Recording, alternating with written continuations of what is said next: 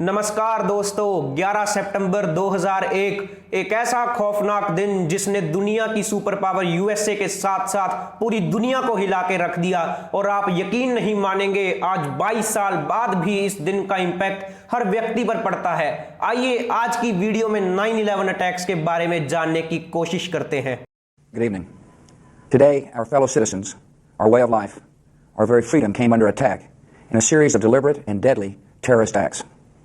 The victims were in airplanes or in their offices, secretaries, businessmen and women, military and federal workers. 11 सितंबर की सुबह 19 terrorist United airlines और American airlines के 4 commercial planes को hijack करते हैं, जिनमें से सबसे पहले बोस्टन के इंटरनेशनल एयरपोर्ट से अमेरिकन एयरलाइंस की फ्लाइट नंबर 11 अपनी डेस्टिनेशन लॉस एंजल्स के लिए 7:59 AM पर टेक ऑफ करती है, जिसमें 92 लोग सवार हैं और इसमें से 81 पैसेंजर्स और 11 क्रू मेंबर्स हैं। फ्लाइट टेक ऑफ होने के 15 मिनट बाद पता लगता है कि इन 81 पैसेंजर्स में से 5 हाईजैकर्स हैं, जिन्होंने पैसेंजर्स को ओवरपावर करके प्लेन को अपने कंट्रोल में कर लिया है। और इन 5 हाईजैकर्स में से एक इजिप्शियन मोहम्मद अत्ता है, जो कि एक ट्रेंड पायलट है, और ये प्लेन को न्यूयॉर्क की शान कहे जाने वाले वर्ल्ड ट्रेड सेंटर बिल्डिंग्स की तरफ उड़ाता है। और 8:46 AM पर इस फ्लाइट को वर्ल्ड ट्रेड सेंटर के नॉर्थ टावर में क्रैश कर दिया जाता है। इस वक्त US president George Bush Florida के एक स्कूल में जा रहे होते हैं और उनके white house chief of staff Andrew card जब उन्हें इस घटना के बारे में बताते हैं तो उन्हें यकीन ही नहीं होता कि ऐसा हो सकता है, और वो इस बात को सीरियसली नहीं लेते हैं और कहते हैं कि श्योरली पायलट को हार्ट अटैक आया होगा, जिसकी वजह से ये प्लेन क्रैश हो गया। कुछ देर बाद 9:03 AM पर यूनाइटेड एयरलाइंस की फ्लाइट नंबर 175 को वर्ल्ड ट्रेड सेंटर के साउथ टावर में क्रैश कर दिया जाता है। और इसके ठीक आधे घंटे बाद अमेरिकन एयरलाइंस की फ्लाइट 77 को यूएस की कैपिटल वॉशिंगटन डीसी में यूएसए के डिपार्टमेंट ऑफ डिफेंस की आइकॉनिक हेडक्वार्टर बिल्डिंग पेंटागन में क्रैश कर दिया जाता है। उस वक्त जॉर्ज बुश सेकंड क्लास के बच्चों के साथ एक रीडिंग एक्सरसाइज कर रहे होते हैं जब एंड्रयू इन्हें कहते हैं कि अमेरिका इज अंडर अटैक, लेकिन वो अपनी एक्सरसाइज को अगले 7 मिनट्स के लिए जारी रखते हैं।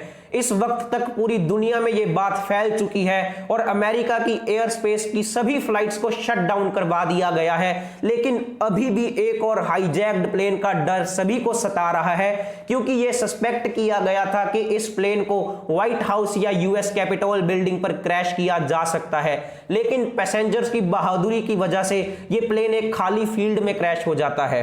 इन अटैक्स में टोटल 3000 लोगों की डेथ होती है और 6000 से ज्यादा लोग इंजर्ड होते हैं।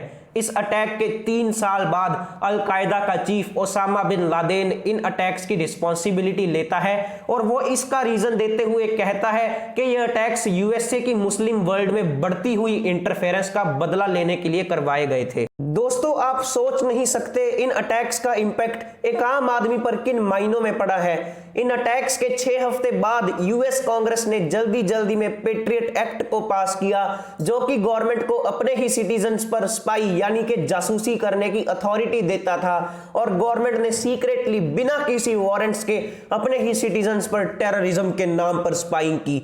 9/11 के बाद सबसे बड़ा चेंज एयरपोर्ट सिक्योरिटी नॉर्म्स में हुआ।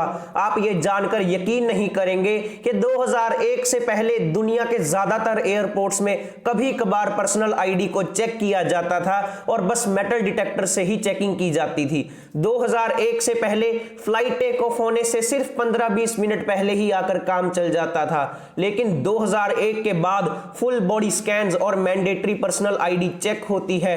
लिक्विड्स को कैरी करने पर भी रिस्ट्रिक्शंस लगाई गई है और भी बहुत सी छोटी रिस्ट्रिक्शंस हैं जो 2001 से पहले नहीं थी। 2003 से पायलट्स को अपनी प्रोटेक्शन के लिए हथियार दिए गए और कॉकपिट डोर्स को भी रीइंफोर्स किया गया ताकि वो छोटे मोटे ग्रेनेड अटैक्स को सर्वाइव कर सकें। ओसामा बिन लादेन ने अटैक्स के पीछे का रीजन यूएसए के मुस्लिम्स पर बढ़ते हुए अत्याचारों को बताया था, लेकिन इसके बाद मुस्लिम्स पर हेट अटैक्स बहुत ज्यादा बढ़ गए और यूएसए ने टेररिस्ट ऑर्गेनाइजेशंस को खत्म करने के लिए इराक और अफगानिस्तान पर भी इन्वेजन्स की, जिसकी वजह से यूएस के टैक्स पेयर्स के ट्रिलियंस ऑफ डॉलर्स वेस्ट हुए और बहुत से सिविलियंस को अपनी जान गंवानी पड़ी। देखा जाए तो ये पूरा इंसिडेंस एक एंडलेस लूप की तरह बन गया है और गवर्नमेंट और टेररिस्ट के बदले की आग में आज तक भी सिविलियंस को नुकसान हो रहा है। उम्मीद है कि आपको द नॉलेज डिसाइपल की ये वीडियो भी जरूर पसंद आई होगी। मिलते हैं अगली ही एक और शानदार वीडियो में, तब तक के लिए वीडियो को लाइक करें और चैनल को सब्सक्राइब करें। बहुत बहुत धन्यवाद।